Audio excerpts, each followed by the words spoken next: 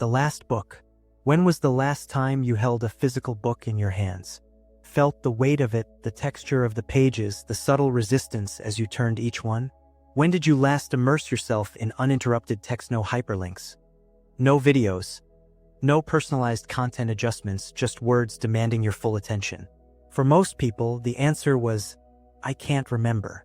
For Eleanor Finch, it was approximately 4 minutes ago. Final week.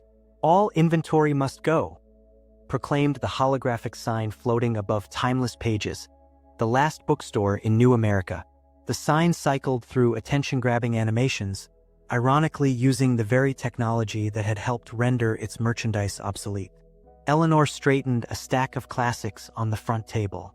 Actual paper books had become curiosities, relics from a bygone era like vinyl records or mechanical watches. But unlike those items, books hadn't enjoyed a nostalgic revival. True reading of extended text had simply fallen out of favor. The door chimed as a customer entered her third today, which was actually better than yesterday. Welcome to Timeless Pages, Eleanor said. If you need help finding anything, just ask. The woman who entered looked slightly disoriented, as most visitors did. People rarely entered physical retail spaces anymore unless they needed a sensory experience that couldn't be replicated virtually. I've never been in a bookstore before, the woman admitted, her neural interface glowing softly behind her ear. My daughter's history professor recommended it as an authentic learning experience. Something about understanding information consumption in the pre-stream era. Eleanor nodded. Educational tourism accounted for about half her remaining business. Feel free to look around, Eleanor said. You can actually touch everything. The woman approached a shelf hesitantly, her fingers hovering over the spines as if they might bite. No content preview? No recommendations. You can read the back cover or flip through the pages, Eleanor suggested. The woman looked genuinely perplexed. But how do I know if it matches my preference profile? You don't, Eleanor said simply. That's part of the experience. The woman eventually selected a slim volume of poetry, seemingly at random. As Eleanor processed the transaction, she noticed the woman's neural interface rapidly scanning each page. You're supposed to read it, not just capture it, Eleanor said gently. The woman looked embarrassed. I'll try. It's for my daughter's assignment anyway. After she left, Eleanor returned to packing inventory. After 37 years in business, Timeless Pages would close its doors in 5 days. The building had been purchased by Immersitech, who planned to convert it into an experiential entertainment hub where customers could physically enact scenarios from their favorite streams. The cruel irony wasn't lost on Eleanor. A space that had once housed millions of stories told through text would become a place where people enacted shallow narratives designed by engagement algorithms. The decline had been gradual, then sudden. First came the e-readers, which Eleanor had actually embraced. Digital or paper people were still reading.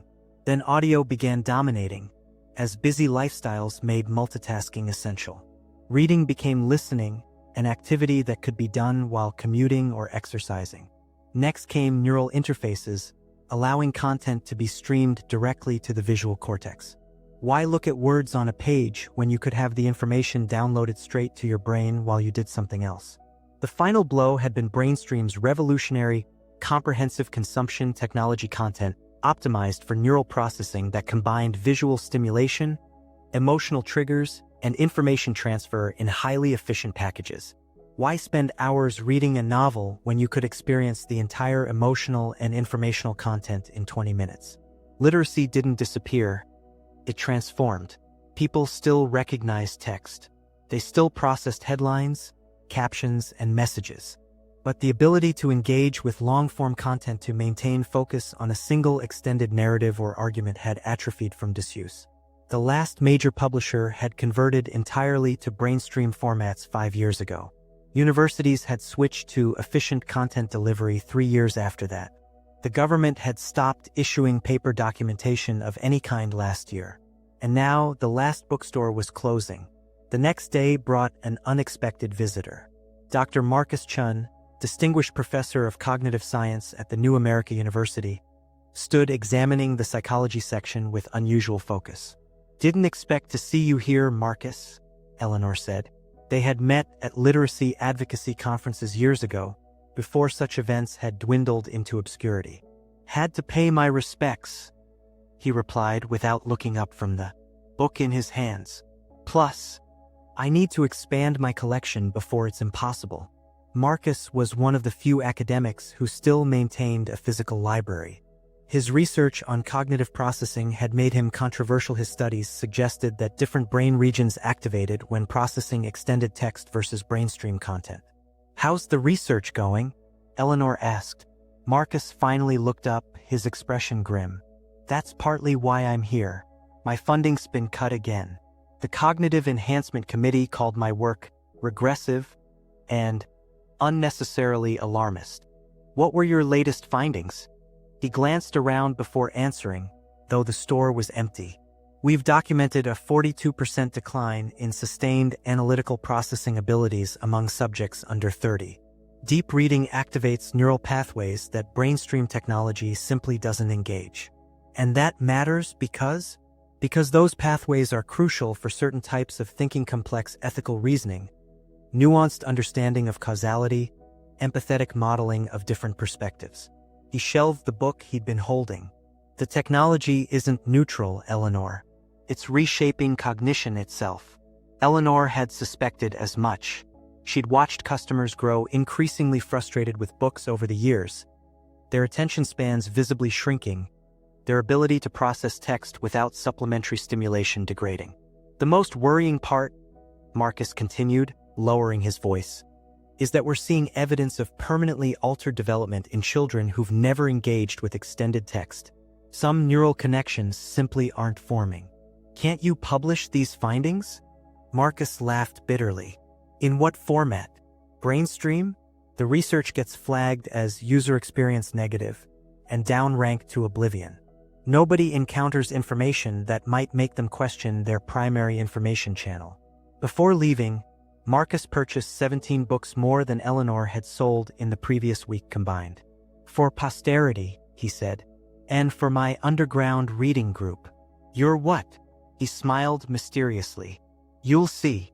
On Wednesday, Eleanor found a teenage girl waiting outside when she arrived to open the store. The girl had an old-fashioned tablet instead of a neural interface. "Are you Miss Finch?" she asked. "Dr. Chun said you could help me." Eleanor studied the girl curiously. "You're Marcus's student?" "Lily Zhang. I'm part of his research program." She fidgeted nervously. "Also his reading group." Inside the store, Lily explained that she was one of 20 students participating in Marcus's experimental literacy course conducted off the official curriculum and without university approval.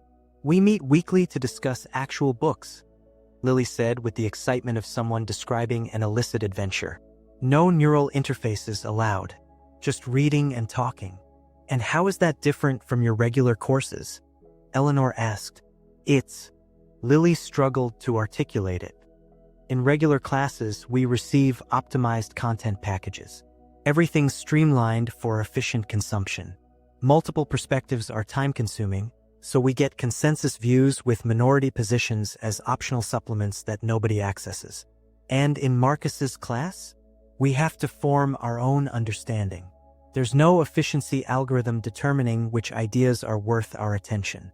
It's frustrating sometimes, but I've started noticing things in my regular streams. Assumptions, hidden premises, logical leaps." She looked around the bookstore with reverence. "Dr. Chun says books don't tell you what to think. They create space for thinking." Eleanor felt a spark of hope for the first time in months. "What are you reading now?" "Hannah Arendt's The Origins of Totalitarianism," Lily replied. "Dr. Chun says it's crucial for understanding how information control shapes political consciousness." By closing time, Lily had selected 7 books for the reading group and convinced Eleanor to attend their next meeting. Thursday brought a constant stream of customers, unusual for recent times. Most asked specifically for books mentioned in history or literature, but a few requested titles Eleanor hadn't stocked in years.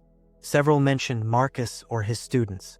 By mid-afternoon, Eleanor began to understand. Marcus was orchestrating a last-minute rescue of as many books as possible. His network of colleagues and students were purchasing specific titles before they were lost forever. Among the day's visitors was Jordan Rivera, a Brainstream content architect who browsed nervously, as if afraid of being recognized. Designing a historical simulation, he explained unconvincingly, as he purchased a collection of ancient philosophy texts. When Eleanor raised an eyebrow, he sighed. "Fine. I'm one of Dr. Chen's collaborators.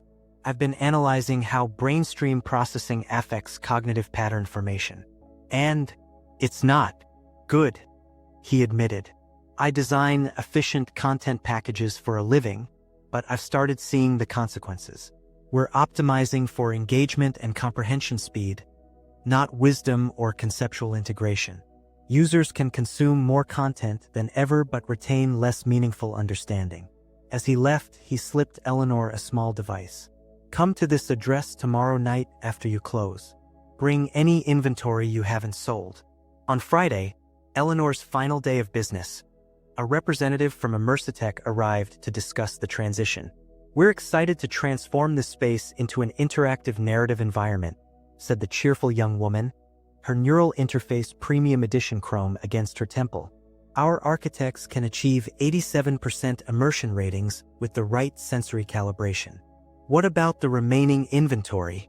Eleanor asked, gesturing to the shelves that were still half-filled despite the week's unexpected sales surge. "We have a recycling allocation in the conversion budget," the representative said.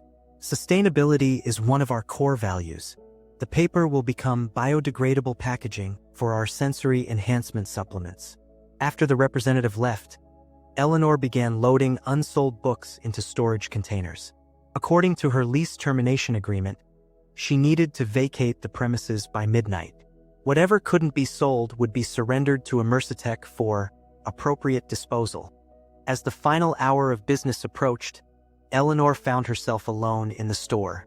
She wandered the aisles, running her fingers along the spines of books that represented thousands of years of human thought philosophy that had shaped civilizations, poetry that had moved generations, stories that had expanded countless imaginations, arguments that had changed the course of history. All of it rendered obsolete, not because the content wasn't valuable, but because the container was deemed inefficient. Her contemplation was interrupted by a knock at the front door. Though it was past closing time, Eleanor opened it to find Marcus Chun with 5 students, including Lily. "We came to help with the evacuation," he said. "Evacuation? Did you think we were just buying books for ourselves?" Marcus grinned. "We're saving them. All of them." That night, Eleanor followed the address Jordan had given her to an underground parking facility. Marcus guided her through a series of security checkpoints until they reached what appeared to be an abandoned subway station. Inside, Eleanor found something extraordinary: a vast underground library. Hundreds of bookshelves filled with thousands of volumes, reading areas with comfortable chairs, tables where small groups were engaged in animated discussion, all illuminated by warm lighting that mimicked natural sunshine.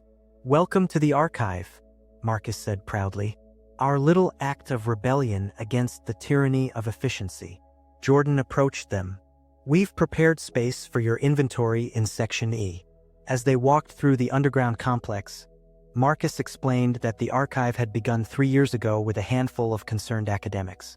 Now it included over 2,000 members across the city: students, professors, content designers, policy analysts, and others concerned about the cognitive consequences of abandoning text.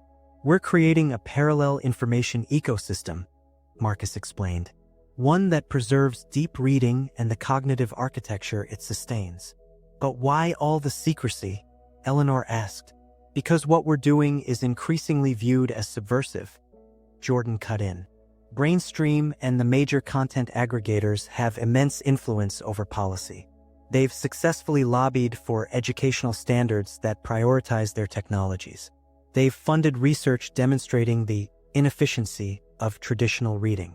There are already discussions about classifying prolonged text engagement as an attention disorder in children," Marcus added grimly. As Eleanor's inventory was integrated into the archive's collection, She met dozens of members, all people who had recognized something valuable disappearing from society and had chosen to preserve it. "It's not about nostalgia," Lily explained as they cataloged books together. "My entire generation has been taught that efficiency is everything, that maximizing information throughput is the goal of education. Nobody asked if we were losing something essential in the process." By midnight, the archive had absorbed the entire remaining inventory of timeless pages. Eleanor's bookstore was officially closed. Its physical space surrendered to the next iteration of immersive technology. But as she looked around at the underground refuge for books and the people who still valued them, Eleanor realized that what she had been fighting to preserve hadn't ended after all. 1 year later, Eleanor sat at a table in the archive, leading a discussion group on Dostoevsky. Membership had doubled since she joined, with new underground branches established in 3 other cities. The movement had remained necessarily secretive. Above ground, traditional reading had been officially classified as an alternative processing method in educational guidelines. Specialized neural interface plugins now promise to correct inefficient information consumption patterns in children who showed interest in extended text. But beneath the surface, both literally and figuratively, something powerful was happening. Those who found their way to the archive discovered or rediscovered cognitive muscles that had atrophied from disuse. The ability to follow complex arguments, to hold contradictory viewpoints in mind simultaneously, to recognize subtle patterns across different contexts, all were strengthening through regular engagement with text. "It's like physical exercise," Marcus often explained to new members. "Neural pathways require activation to maintain function. Deep reading engages regions of the brain that streamlined content deliberately bypasses for efficiency." Eleanor looked up from her book to observe the room full of people engaged in that ancient, radical act, reading words on pages, processing them through their own internal cognitive frameworks, forming independent thoughts that weren't shaped by engagement algorithms or efficiency metrics. The last bookstore had closed, but the last book remained unwritten. And as long as people continued to recognize the value of slow, deliberate engagement with text, the kind that built intellectual endurance rather than catering to shortened attention, there would always be a need for spaces like the archive. Above ground, the world moved at an ever-accelerating pace, optimizing human thought for speed and surface engagement. Below ground, a different type of thinking was being preserved, one characterized not by efficiency but by depth. As Eleanor watched Lily passionately defending her interpretation of a passage to another student, she recognized the spark of something that couldn't be delivered through even the most advanced neural interface, the distinct pleasure of arriving at understanding through effort, of thoughts truly one's own, of wisdom earned rather than merely received. The last book hadn't been closed after all. The pages continued to turn, one reader at a time.